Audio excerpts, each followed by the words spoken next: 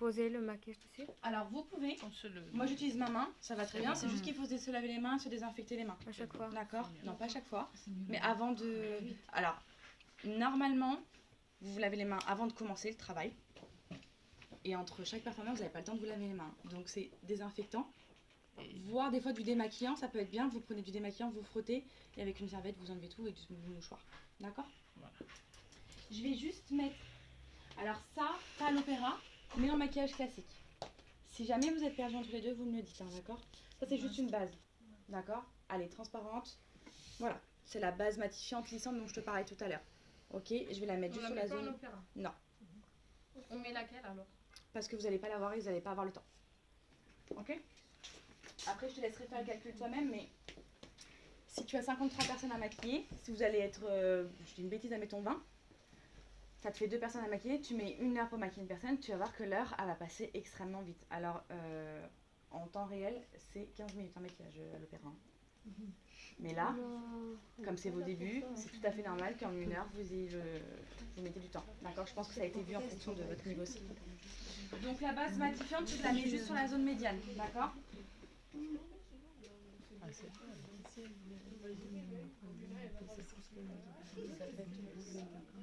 Ouais. À moi? Ah, excuse-moi, je crois que tu filmais là. Hop là. Ensuite, je vais prendre mon fond de teint. Donc moi j'ai choisi le numéro 4, donc c'est le plus clair des fonds de teint couvrants.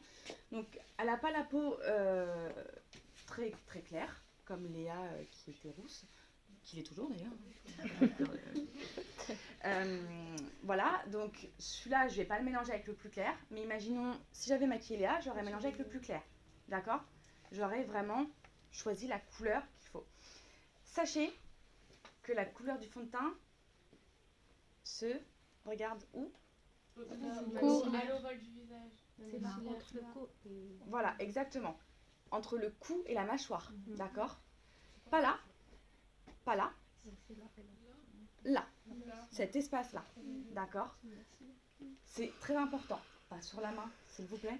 Non, pas ici. On en voit encore des personnes qui sont maquilleurs qui testent sur la main. Ça n'a absolument rien. La main est plus claire que le visage. Et oui.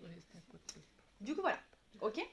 Donc là, je choisis un fond de teint. Donc pareil, pour l'essayer, j'essaye. Alors, je prends un petit pinceau, une petite éponge. Voilà. Donc, c'est les éponges que vous allez avoir, hein. C'est des carrés comme ça. C'est très bien pour les performeurs parce que vous n'allez pas utiliser la même éponge à chaque fois sur la personne. D'accord?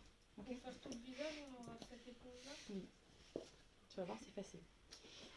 Sachez que là, il y a 4 faces. D'accord? Donc là, ça me fait 4 personnes. Oui. Oui. Oui. Oui. Alors après, quand vous allez être maquilleur, si jamais vous voulez devenir maquilleur professionnel, vous faites ce que vous voulez. Vous pouvez en utiliser 12, 14, 25. Mais alors si j'avais eu un pinceau, j'aurais fait quoi? J'aurais utilisé le même pinceau. Donc pourquoi je pourrais pas utiliser la même éponge? C'est juste que je change de face. Mais nous, on nous apprend pas ça à l'école. Donc nous, pour Bien nous, sûr. ce qu'on nous apprend à l'école, en fait, et de dire qu'une autre maquilleuse, Oui. elle nous dit autre chose. Bien sûr. Nous, pour nous, c'est l'hygiène à l'école. Mais je vais te dire, il y a des choses que je vais te dire qui vont être contraires de ce que tu as appris à l'école. Et il y a des choses avec lesquelles je vais être d'accord. Je suis désolée, il y a des choses que je ne suis pas d'accord. Il y a des choses que, il y a des écoles que j'ai visitées, on apprenait à faire d'abord les yeux et après maquiller le teint. Moi, je ne fais pas comme ça. Merci. D'accord? Parce qu'avec YouTube. Oui, bien sûr. Mais il y a des profs qui s'accrochent à YouTube aussi et qui, du coup, voilà. Donc il y a des choses que... Je pense que ça va être ça le prochain truc. En fait, ils suivent la mode qui arrive, en fait. Bien sûr. Non, parce que... Alors la mode, c'est parce que les gens demandent la mode. C'est pour ça. Mais là, voilà, si... oui, je sais plus ce que je veux dire. Oui. Mais même si, par exemple, vous faites un maquillage vraiment de soirée, vraiment qui se voit avec du noir en fard à paupières, vous faites quand même le teint avant? Oui. Alors, sachant que tu sais ce que c'est le baking, je suppose, si tu regardes, voilà. Alors le baking, pour ceux qui savent pas, c'est mettre beaucoup de poudre en dessous des yeux. Si tu fais un bon baking, il n'y a pas de souci.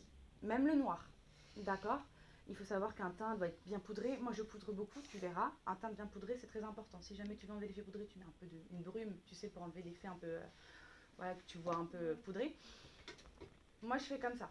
Pareil, il y a des choses que tu verras